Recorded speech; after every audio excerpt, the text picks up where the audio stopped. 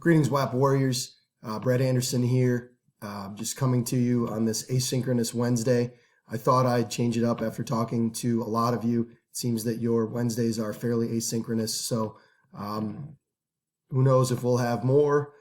So I thought I would give you this asynchronous lesson, and you can do it on your own time as you see fit. But please make sure you take care of the items that are listed on Google Classroom. Those tasks are important. We're continuing to build our deep well of knowledge so that we can prevail in AP World History. We want to develop our empathy, learn from the lessons of the past, and of course, we want to be successful on the AP World History exam that is coming in May. So today it is Writing Workshop Wednesday, and I wanted to kind of bring it back to the SAQ. I know I had mentioned the LEQ, but I'm a little bit off kilter. We are ahead of where we need to be, but the LEQ is going to be next week. Once you've read the entire chapter, once we've gone over all of the notes, once we've watched all the cultural supplements, you will bring it all together with the LEQ next week. So this week is an SAQ, so a little bit simpler, a little bit easier, but we're going back to the handwritten style. It's not that I don't like you typing it and hand it in via Google Classroom. It's just we need to practice for the event that we do the handwritten exam, which quite frankly, I would prefer. So if you take a look at the SAQ, remember, it's very simple. When you're sitting down after the multiple choice portion of the exam, the SAQs, the short answer questions, you want to read what the question is asking you. Okay, the three-part question. So you'll have three-part questions likely. You want to answer the question. Make sure you answer the question. Make sure when you get done, your 3, 4, maybe 5 sentences have adequately answered what it's asking you to, what information it's asking you to provide. Then make sure you cite specific evidence. This is where I really want to drive home the fact that you need to know your terms. You need to know your terms. And next week, we will be having a quiz bowl. I got to maybe modify it depending on our modality. But the quiz bowl is centered around all of the terms from this era, from the Atlantic revolutions to imperialism, to the scramble for Africa, to the empires in collision. You need to know your terms. And this is the one thing where, like, I'm not a big rote memory guy and memorization, but these you do. You need to know your terms. So when we mention the Opium Wars, when we mention the Boxer Uprising, or we're talking about the various reforms in the Ottoman Empire, the Tanzimat reforms, you need to have an idea of what we're talking about. You need to be able to use it. The key is to be able to use it. The specific evidence is going to help you on the SAQ, on the LEQ, of course, and then on the DBQ when you have to provide evidence beyond the docs. So I can't emphasize to you enough, if there's one thing you do beyond my class, it's going over the terms. It's maybe getting note cards made or flashcards made, or maybe it's purchasing a set of AP World History Modern flashcards and going through those. The more you can fill your deep well of knowledge, the better off you're going to be. And then finally, explain. Make sure you've explained it adequately. You've fleshed it out. You have not just given a 1 or 2 word answer, that you've explained it adequately. So if you accomplish all those parts, if you've answered it, you've cited it, you've done a good job of explaining it, you're going to get your points. And so let's take a look at today. So here's your SAQ. I'm going a 2-part SAQ. Let me see here. Let me get myself positioned. 2-part SAQ. On the 2-part SAQ, I want you to answer on a 3x5 note card. That's how I'm going to know if you did it or not. It's on a 3x5 note card. Don't have a 5x7 note card, whatever. Don't have it on a torn out sheet of paper. Find a 3x5 note card. You're supposed to have them anyway. Normally, under normal circumstances in a normal year, you have a stack of 100, and we do SAQs on 3x5 note cards in person at the beginning of the class almost every other day. And we become very good at it with the 3x5 note card system. One, it forces you to be brief, but also impactful.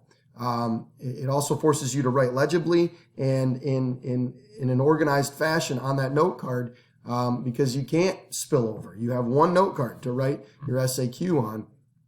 And usually I do just 2 parts and save a third for later. So the SAQ today is A, explain one, sorry about that. I wanted to make sure you could see me and I had to edit. A, explain one internal pressure that caused a century of crises in China. China undergoes a century of crisis in the 1800s, and we talked yesterday about a lot of those factors. You've read about it. We watched a video clip. We went through notes. You should be able to explain the internal pressures that cause this century of crises. You want to, spend about, could you do it in 2 sentences? Maybe, but I want you to zero in on that 3-sentence sweet spot. And if you go 4, you go 5, that's fine. But I really want you to pack a punch with 3 sentences. 3 sentences. B, explain one external pressure that caused a century of crises in China during the 1800s. And I probably should have included that. But to give you a hint, I'm kind of including some things behind me, the Punch Magazine political cartoons that might give you a hint as to what you could write about. But there's also some other things that aren't in those cartoons that certainly you want to mention. Here's the kicker. Here's the kicker that's going to force you to, be specific. And if you're general with your answers, be it the SAQ, the LEQ, or the DBQ, you're not going to get points for, evidence use. Use at least 3 terms, or, that should be or, not our, specific data from the chapter reading to explain your answer to each question. Highlight your terms or the data used. When we're talking about data, you may reference a map, you may reference a graph, you may reference a specific number or commodities. But I'd strongly encourage you to use specific terms and data, and then highlight it so that tomorrow when a fellow peer reads your SAQ, they know right away, okay, they use specific data or terms, and they can identify it. And then when I read it, I can know right away, yep, okay, yeah, they use 3 specific terms in their answers. So 3 for each. 3 for each. And I would use the front side for A and the back side for B, and make sure you have room for your name and your hour legibly written.